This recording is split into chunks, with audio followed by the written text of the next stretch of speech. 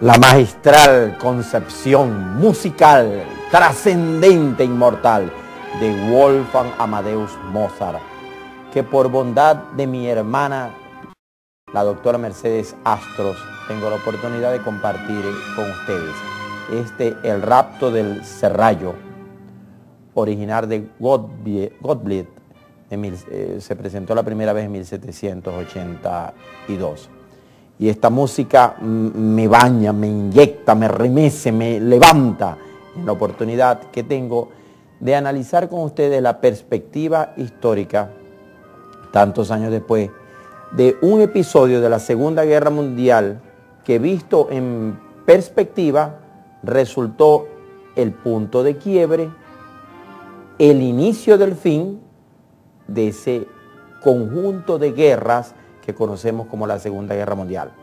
Porque el diario El Mundo de Madrid asertivamente le ha dedicado una serie de reportajes al trasunto histórico del asedio de Stalingrado, una batalla terrible, quizás la peor que libró el hombre en 21 siglos, 41 siglos, digamos, de historia formal, la más cruenta, sin lugar a dudas, de la Segunda Guerra Mundial, porque fueron 200 días y 200 noches infernales, durante los cuales la florinata del ejército alemán asedió, cercó, bombardeó, por aire, tierra y agua, porque también estaba el río Volvo allí congelado que le servía para el cruce de los tanques, a los soviéticos, los rusos, siendo que si caía Stalingrado, Hitler podía tomar posesión del grueso de los depósitos petroleros rusos y entonces tendría carburante suficiente para acentuar la ofensiva en el este.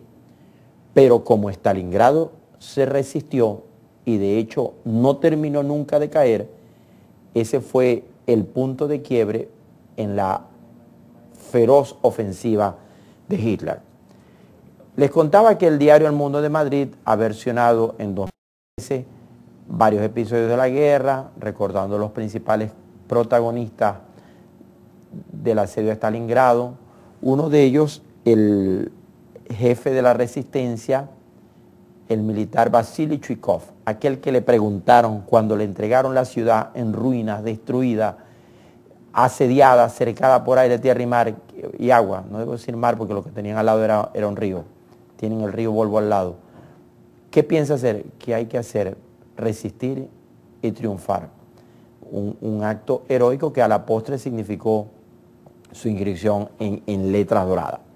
Voy a tratar de explicarles, dentro de los modestos espacios que permite el formato de este programa, la situación de la Segunda Guerra Mundial cuando comienza el asedio a Stalingrado. Pasa que Hitler sorprendió a Europa y el mundo en 1939 con una declaración casi unilateral de guerra, la anexión de Checoslovaquia, la invasión a Austria, la derrota instantánea, digamos, de Polonia. Y entonces Inglaterra y Francia, que eran las potencias clásicas que debían hacer la resistencia, no estaban preparadas, aquello los tomó de sorpresa, y más aún en junio de 1940, en una Blitzkrieg, una operación relámpago, Hitler se apodera de Francia, con la colaboración del régimen títere que está ahí en Vichy, encabezado por el mariscal Henri-Philippe Pétain. Y entonces ya solo quedó haciendo una débil resistencia, a veces más simbólica que otra cosa, Inglaterra, que se especulaba cuánto tiempo tardaría Inglaterra en caer.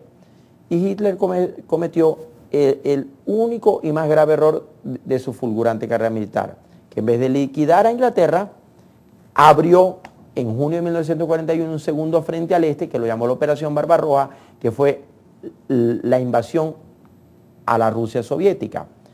No tenía necesidad de hacerlo porque antes había firmado un pacto de no agresión, el pacto Molotov-Ribbentrop, que le garantizaba manos libres para terminarse de apoderar de Europa. Pero es que dos totalitarismos de ese tipo, el soviético comunista y el nacionalista nazi de Hitler, no cabían en un mismo continente y terminaron yendo a la invasión, digo los alemanes, demasiado temprano. Fue un error de cálculo. Hitler fue mal informado de que las comunidades soviéticas rusas resistían de la dominación zarista de Stalin, un zar sin el título, un dictador terrible también, y que iban a colaborar con los alemanes. No fue así. Y en verdad Hitler perdió la Segunda Guerra Mundial y su batalla por la vida la perdió fue en la Unión Soviética. Fueron los rusos los que derrotaron a Hitler. Pero entonces en el camino estaba Stalingrado, que tampoco le hacía falta asediarla porque podía soslayarla, pero Hitler pensó que podía infringirle una derrota simbólica que quebrara la resistencia anímica de los rusos y se empecinó en ocupar plenamente a Stalingrado, porque de hecho la invadió, los alemanes, de hecho la ocupó, los alemanes entraron a Stalingrado, pero los rusos se apertrecharon en una colina al lado del río, y aunque los alemanes durante 200 días con sus 200 noches ejecutaron una política de tierra calcinada, bombardeos intensivos, imparables. Miren el estado de cómo queda en ruinas Stalingrado. Hoy esa ciudad se llama Volgogrado. En ruinas, porque entonces los soviéticos, que al fin y al cabo también estaban dominados por otro dictador, implementaron una política de ni un paso atrás. No podían rendirse. Tenían incluso los soviéticos unas unidades de exterminio en la retaguardia, que el que se quisiera rendir, ellos lo mataban primero. O sea que los soviéticos quedaron atrapados entre la feroz embestida nazi y la decisión inmutable, inamovible, irrevisable de Stalin de que nadie podía rendirse. En el camino, a Hitler se le atravesó un factor que lo habían estimado, pero no en su debida intensidad, que fue el general frío, el mismo que derrotó a Napoleón Bonaparte en tierras parecidas por allí mismo, un siglo y tanto atrás. Un frío gélido, siberiano, de 19, 20 grados bajo cero. Los soldados se congelaban literalmente sobre su armamento. Cuando los iban a relevar, los encontraban congelados, con rigor mortis de muchas horas, porque ¿quién sobrevivía a la intemperie allí? Si a eso le suman la escasez de comida, de agua potable, porque es que en algún momento no entraba ni salía comida, ni para los rusos, y cuando lograron cercar a su vez a los alemanes, cazador, fueron los alemanes los que terminaron muriéndose de hambre. La resistencia a Stalingrado, cómo los rusos soviéticos lograron sobrevivir 200 días y 200 noches allí, es increíble. Me acentúo en el término de 200 noches, porque 200 noches sin luz solar a 20 grados, 30 grados bajo cero, es una de las hazañas militares más grandes de todos los tiempos. Déjenme contarles que en el camino, para sobrevivir, no quedó en Stalingrado ni perro, ni gato, ni rata. Se metieron en los albañales, en las cloacas, y acabaron con las ratas y se las comieron. Una rata, durante el largo asedio de Volgogrado, un roedor, como lo que llama uno de una rata, terminó siendo un manjar.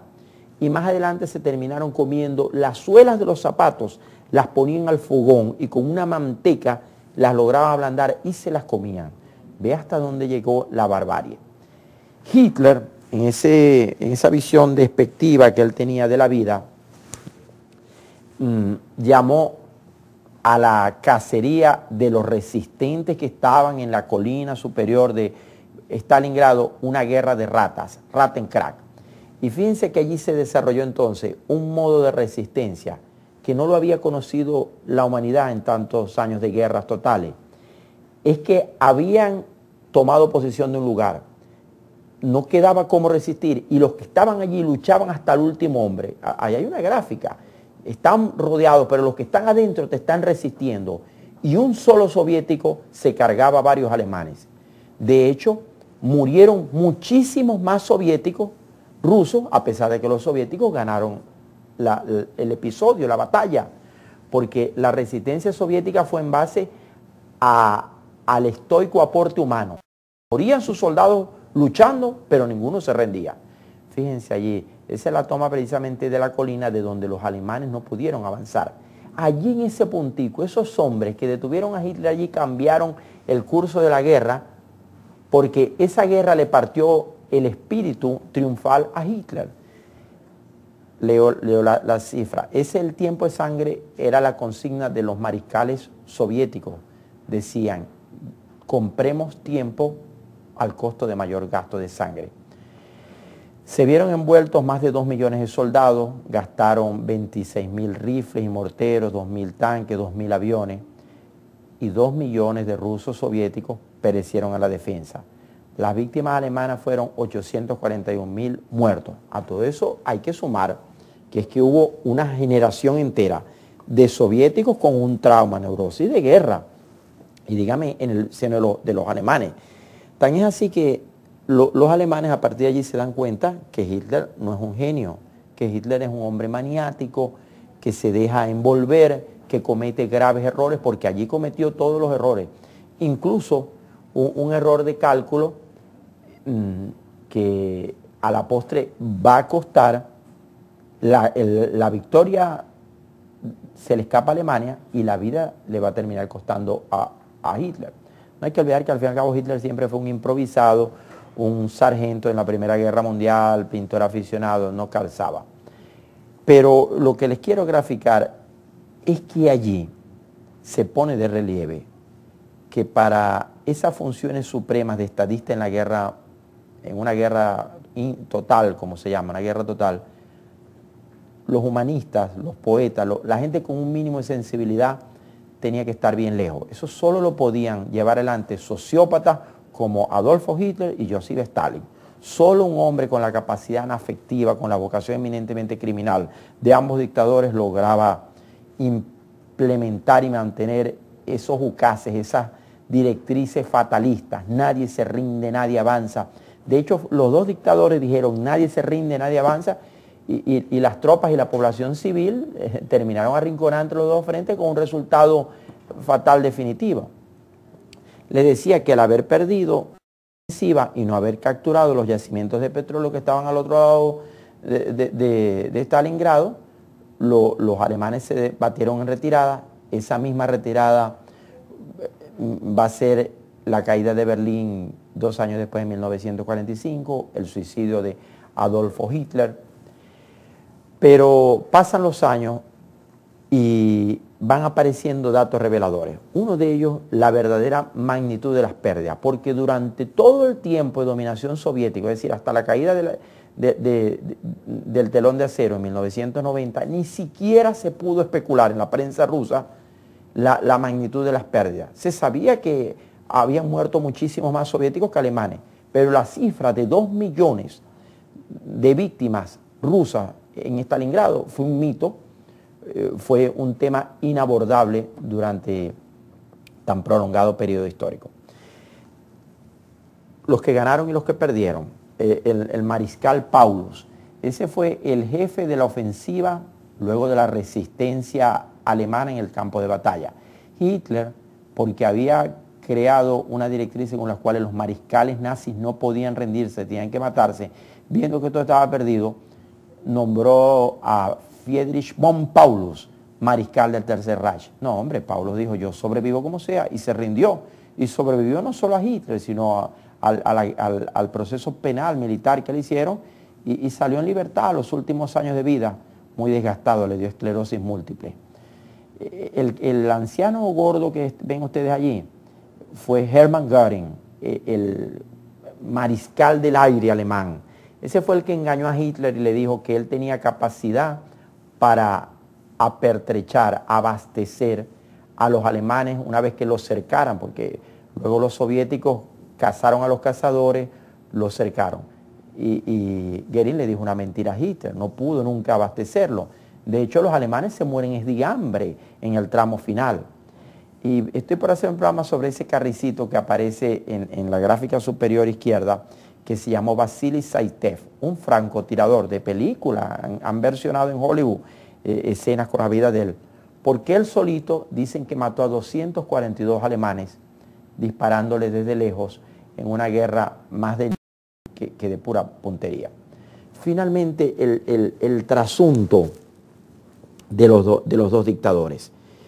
Al fin y al cabo, Hitler fue siempre un hombre, un improvisado, un neurótico, y Stalin sí tenía una mayor formación militar, Stalin sí tenía una mayor capacidad para ver las cosas. De hecho, parece que Stalin sí se dejaba asesorar por los militares y en cambio Hitler les imponía unas directrices locas traídas por los cabellos. El resultado es que Stalin muere como el padrecito, el salvador de la nación rusa, y Hitler murió como el peor monstruo, que todavía lo sigue llamando así la crónica periodística, la historia de todos los tiempos. Menuda batalla la de Stalingrado, ¿verdad? Regresamos en breve con más de Redimensión.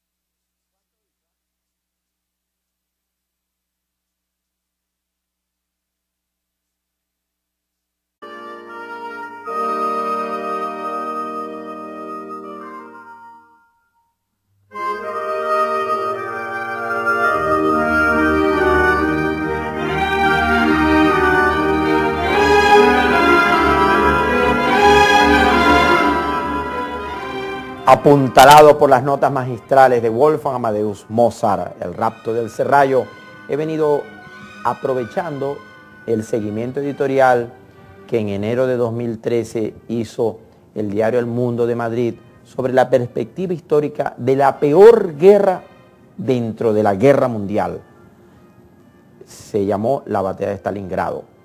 Todo el poderío nazi, la aviación, las Panzer Division, la infantería, la labor de inteligencia, porque eso era parte de la guerra mundial, las emisiones radiales, la gente que se rendía llamaba a sus connacionales a rendirse. Todo eso asedió durante 200 días, 200 noches a la ciudad de Volgogrado, se llama hoy en día, Stalingrado, en homenaje al dictador de la época, Joseph Stalin. Resistió Stalingrado increíblemente contra todos los pronósticos. Ningún analista le daba probabilidad alguna que sitiados por aire, tierra o mar. Ya les conté que se comieron los perros, los gatos, toda la raza de animales domésticas. Hubo muchísimos casos de canibalismo que luego se documentaron. Se comieron la suela de los zapatos. Perecieron de hambre centenares, miles de rusos, pero mantuvieron la cabeza de playa. Porque Stalingrado fue invadida. Está bueno, es oportuno puntualizarlo. Los alemanes entraron a Stalingrado y la tomaron y la ocuparon el 80 al 90%. Pero los rusos dejaron una cabeza de playa, un cono de resistencia, precisamente en el cruce del río, en lo alto de la colina, que eso era el punto neurálgico que le interesaba a los alemanes. Allí se apertrecharon y resistieron. Cuando llegó el otro factor, que fue el invierno, entró un nuevo momento de la guerra, porque entonces ya los alemanes perdieron el brío inicial.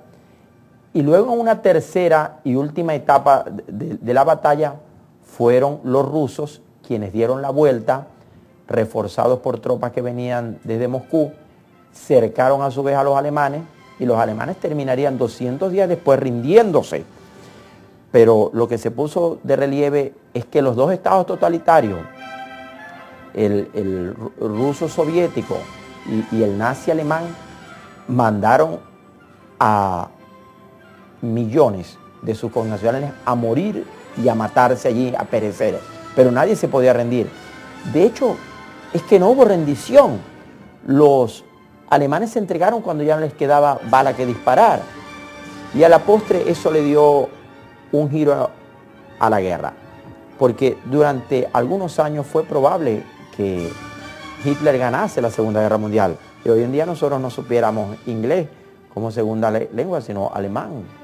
Hubo todo un proyecto de dominación, hasta designar un Gauleiter, un comisario para ocupar a Venezuela. Sobre eso les voy a hablar en alguna oportunidad aquí en Redimensión. Hasta aquí este programa, recordando las parábolas, las particularidades de la lucha militar y de la lucha política. Yo voy a seguir buscando en libros de historia, en videos, películas, en reportajes de prensa, revistas, conferencias, episodios, personajes que alguna reflexión tengan para nuestra vida. Mientras tanto, asediados como los de Volgogrado, cercados